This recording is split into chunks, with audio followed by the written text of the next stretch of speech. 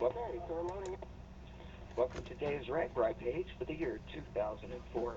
Today is Sunday, July 25th, the first day of the ride, and we're going to show you all about what went on today as we started our trek across the state of Iowa. But first, we're going to take you to yesterday, Saturday, and show you what it's like to be in the hogs and one of the many Ragbri riders as they make their way to the start of this great event. Okay, so we're loading up. What's up? What are they for? Really? A steam?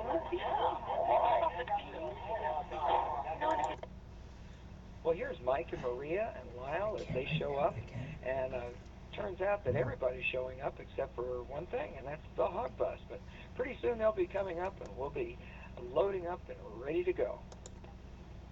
Well, you regulars always see our loading up the hog bus pictures every year, but this year you'll notice some new additions to our club, and we're very, very glad to have them. As a matter of fact, we have so many new additions that the hog bus is full as of now.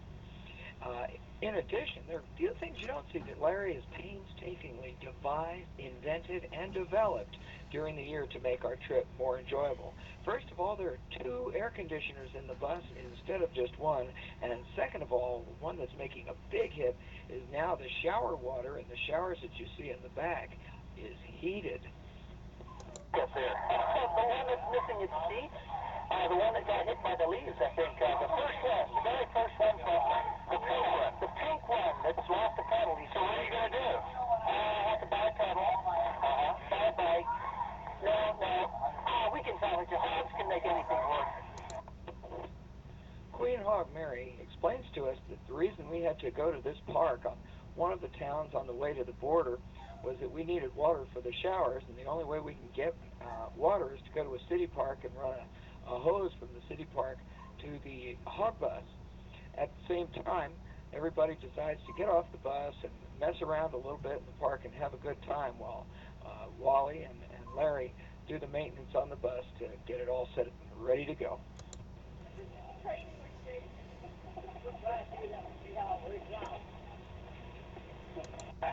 You kicked the bucket? I kicked the bucket and cut in. He won. There you go, Mary.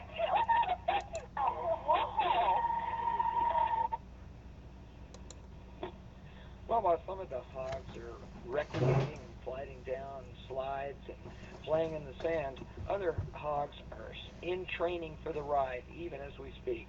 This type of training is called waiting in the line to do most anything. Well, after a few more hours, we were getting very close to Ottawa, our destination with the bus, and one of Iowa's finest did a U-turn behind the bus. Well, we weren't speeding. We know that because the bus won't go fast enough to speed, and we weren't misbehaving at all. We were very anxious to know what we needed to learn. The officer got out, talked to Larry. Of course, we cracked the window open so we could hear everything that went on, and found that the officer actually was very polite and very professional, and asked Larry if he knew about the law where the only buses that can be painted yellow are real school buses. Well, this was once a real school bus, but no longer is it, so it couldn't be painted yellow. We thought we were going to have to chip in for a ticket, but this officer was kind to us and gave Larry a bit of a lecture and admonished him to, as soon as possible, paint the bus some other color. We're very glad that we didn't have to go to court with that one on a charge of impersonating a school bus. Finally, we reached our destination of Ottawa. You can see by this picture how close together Tent City becomes. It becomes quite a, shall we say, close fraternity of cyclists. Hey. So everybody knows who we are and give Dave's page name, and so we can report what's happening on Ragbri. It's little hogs. This is one of the most important things during Ragbri. The rocket's me doesn't work. This is my color. Can you tell on this one? I'm still under the whole. I don't have these. We're going to ride tomorrow, but we're at the expo today.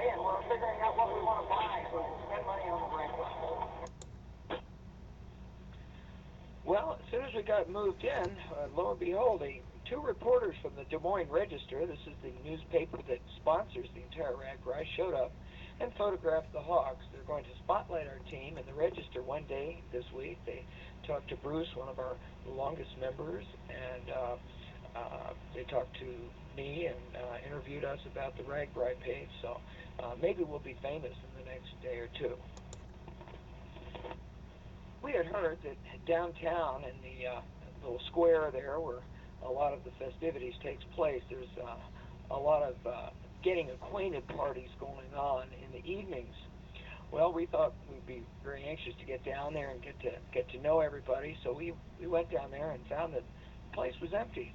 As a matter of fact, it was so empty that we were the only people there practically, so we thought we would come back in about 5 or 6 hours, at least after dark, and see what was going on then, but we still had a good time.